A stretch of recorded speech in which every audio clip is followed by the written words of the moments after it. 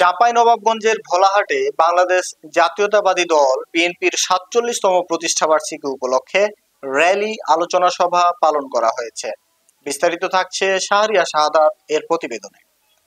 বাংলাদেশ জাতীয়তাবাদী দল বিএনপির ভোলাহাট উপজেলা শাখা প্রতিষ্ঠাবার্ষিকীর আয়োজন করেন। বৃহস্পতিবার ভোলাহাট রামেশ্বর বিদ্যালয় মাঠ থেকে র্যালি বেরিয়ে উপজেলা চত্বর, আমচত্বর সহ বিভিন্ন স্থান ঘুরে একই স্থানে আলোচনা সভায় যোগদান করেন। ভোলাহাট মাঠ প্রাঙ্গণে আলোচনা সভায় সভাপতিত্ব করেন ভোলাহাট উপজেলা বিএনপির সভাপতি কাউসারুল ইসলাম রঞ্জু। প্রধান অতিথি হিসেবে বক্তব্য রাখেন সাবেক ভিপি ইঞ্জিনিয়ার ইমদাদুল হক মাসুদ। আরও বক্তব্য রাখেন উপজেলা বিএনপির সাধারণ সম্পাদক হান্নান শাহ, সাবেক উপজেলা চেয়ারম্যান বাবর আলী বিশ্বাস বাচ্চু সহ অন্যান্যরা।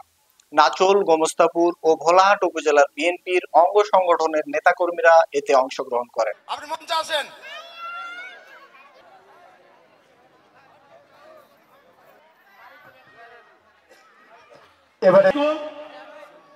আজকের দলের নাম দিয়ে কেউ টেন্ডারবাজি, চাঁদাবাজি এবং কাউকে হুমকি দিয়ে বিদায় করার চেষ্টা করবেন না। মূল কথা ঐক্যবদ্ধ হতে হবে। আমরা যাতে আগামীতে আমাদের দল যাতে ক্ষমতায় যায় সেই দিকে আমাদের নজর রেখে আমাদের চলাফেরা করতে হবে। আমাদের তরুণ প্রজন্মকে জানতে হবে শহীদ প্রেসিডেন্ট জিয়াউর রহমানকে, ওনার চারিত্রিক গুণাবলীকে। উনি যে নিখাদ দেশপ্রেমিক ছিলেন, উনি যে দেশকে এক ধ্বংস খুনিদের হাতে নির্মমভাবে খুন হন,